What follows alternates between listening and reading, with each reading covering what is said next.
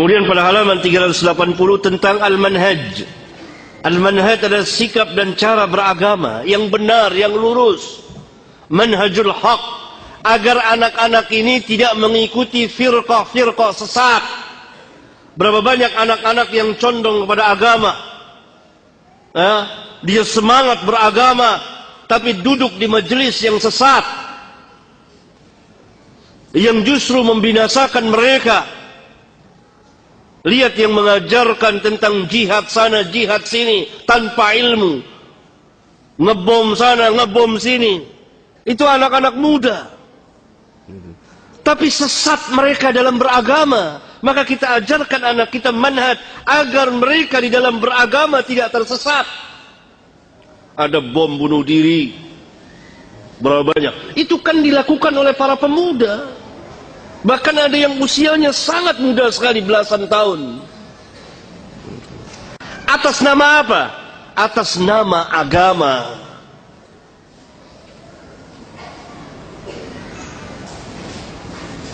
Kenapa?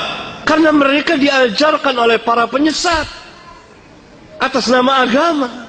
Mereka diajarkan bukan oleh ulama, bukan oleh orang-orang yang berilmu. Hanya mengandalkan semangat, bermodalkan keberanian, tapi tidak berilmu. Akibatnya perbuatan mereka merusak Islam dan kaum muslimin atas nama agama. Bahkan mereka yakin bahwa yang mereka kerjakan ini benar. Mereka ngebus pergi kejadian di negeri kita, di Pakistan, di daerah Timur Tengah. Dari ajaran-ajaran sesat ini, atas nama Islam, atas nama jihad, atas nama memerangi orang-orang kafirin. Mereka bukan ulama, mereka bukan ahli ilmu, dan mereka membuat-buat majelis. Nah, agar anak-anak kita tidak mengikuti ajaran-ajaran sesat ini, kita perlu mengajarkan manhaj.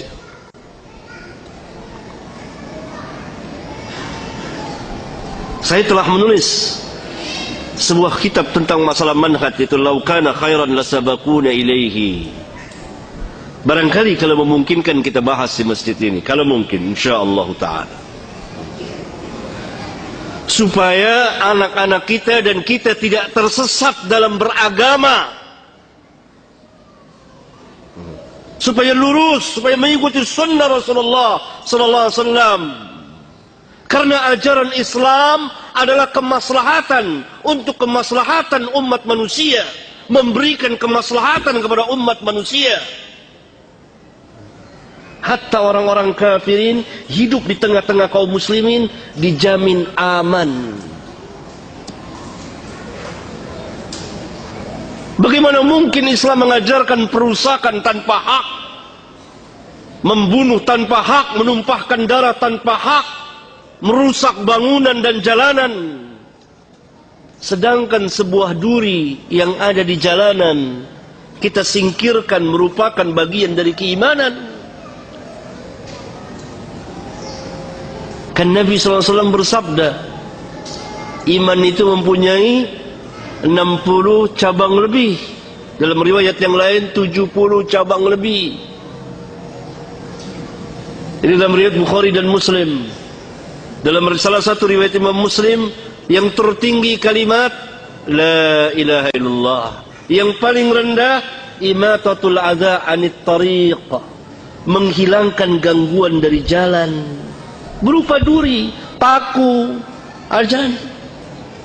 Lihat, bagaimana mungkin Islam mengajarkan perusakan kalau sebuah paku yang ada di jalan diperintah untuk kita singkirkan agar tidak terkena manusia yang jalan di jalanan tersebut. Luar biasa ajaran Islam. Dan agar lurus ini kita belajar manhaj.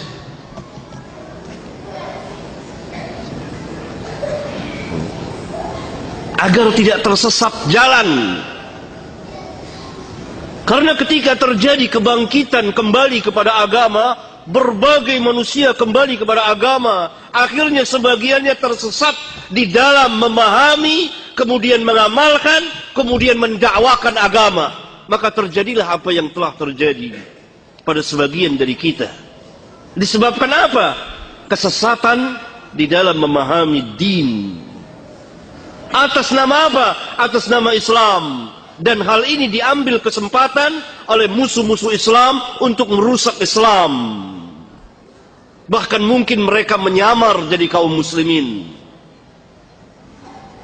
Akhirnya Islam yang rusak akibat perbuatan sebagian dari kaum muslimin, kemudian diambil alih oleh musuh-musuh Islam atas nama Islam, membuat kerusakan di mana-mana.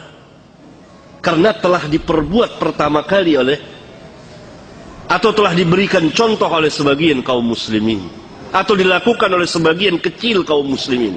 Karena itu Islam bersama para ulama'nya berlepas diri dari perbuatan-perbuatan yang seperti itu. Nah, pemuda-pemuda ini belajar agama dari orang-orang yang tidak mengerti agama. Saya punya pengalaman tersendiri. Panjang cerita saya mengenai masalah ini. Pemuda-pemuda itu keras sekali.